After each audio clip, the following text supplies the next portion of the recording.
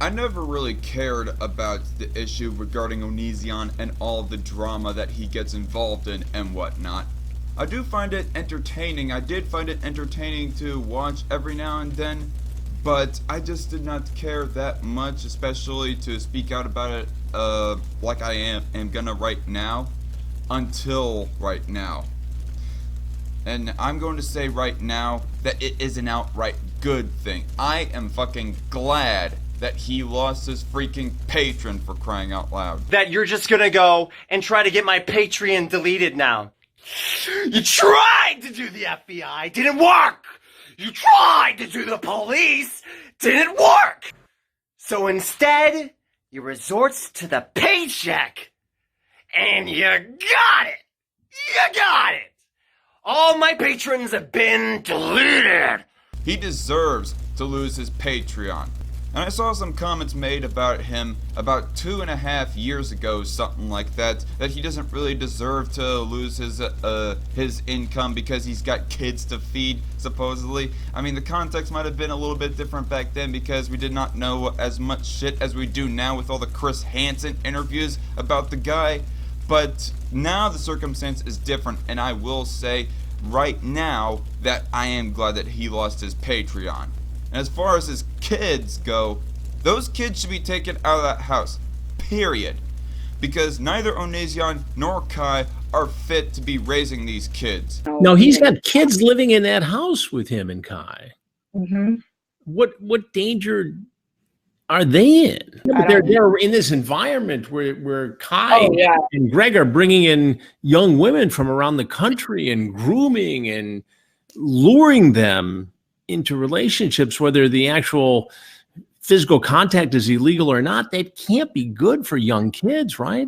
And not only does Onision deserve to be losing his Patreon, he deserves to be kicked off of YouTube and all other platforms that he might be on as well. Although supposedly in one video he said that he was going to be retiring from YouTube and trying to get himself a job at McDonald's in a supervisory position.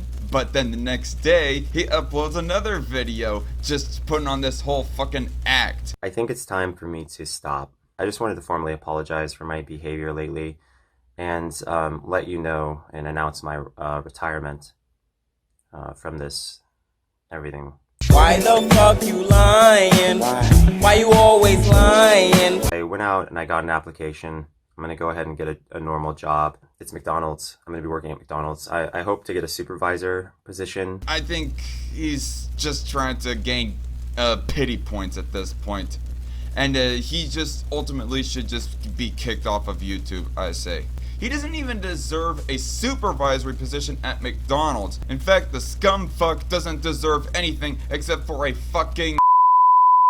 Okay, I just realized that I cannot really say that, otherwise risk losing my YouTube channel. Although I guess that will not matter since COPPA is going to be taken into effect here in a bit, and I will have a rant on that here in a few days as well, but you my subscribers know exactly what he deserves. You can like fill in the blank of what I was about to say that he freaking deserves. But yes, Onision. I have heard vaguely about how much of a slanderer and how much of a bully he is to all the people, to all of his exes and whatnot. Because he does this to literally every single ex he's ever had. He blasts everything that happened, and the one time he doesn't, me, is because he knows that he would get messed up over it. That was bad enough. Like, that was really bad enough to hate the guy in the first place. But now we're finding out as of how much of an ephebophile, no, not even that, how much of a pedophile he is, in fact. Looking back, did they groom you during this period of time in order to get you to go visit them? I know for a fact, not during the period of time before I came up, because I didn't talk to Greg really until I met him the first time, but the time between me meeting him for the first time and me turning 18 was definitely him grooming me. Kai is a whole other, like, complicated story. He would abuse you psychologically. Greg? Yes. Yes. Oh yeah, he he would just like give me little touches when nobody was looking, or like make comments about my body that were really inappropriate, make me uncomfortable. Like especially with the Sarah interview, the interview with Sarah that Chris Hansen has done. Sarah is probably the youngest person that these two individuals have hurt. How many other Sarahs are out there? I don't know. I think I'm probably the youngest one. But there are definitely like, 19, 18, 17, maybe even 16-year-old girls out there, I'm sure, that Greg has talked to in the past, or that Kai has led on, saying he wants to be with them but never really wanting to. And it's just sad. That these two pieces of shit, these things right here, and they aren't people. I'm going to say that solidly. Onision and Kai, neither of them are people. They're fucking subhuman is what they are with their treatment of individuals. Sarah is the youngest, but I would argue that Shiloh, and I will be linking both of these interviews, by the way, go and watch them yourself. They're like only around an hour's worth of watch. They're fairly digestible, and they will shock you to the core listening to these stories. Shiloh is the most abusive, the most physically abusive anyways, in my opinion at least. Sarah, even though is the youngest, Shiloh is the most abusive. I mean, they're both pretty much equally bad in my eyes, and all the other interviews, I probably have only watched like half so far. And I will probably continue to like listen to these to know of how much of a big old piece of shit that these two are. But with all their acts of sexual deviancy, with them fucking around with teenagers and child grooming and all that other shit. And they were like actively having sex. And I was like, so I just decided to like mind my own business and not say anything, just like keep my eyes on the movie. And then Greg kind of pulled me in and told me to start doing stuff with them. And you were 18 at this time, so technically this is all legal and you were able to consent. Mm-hmm. But you didn't consent. You didn't ask.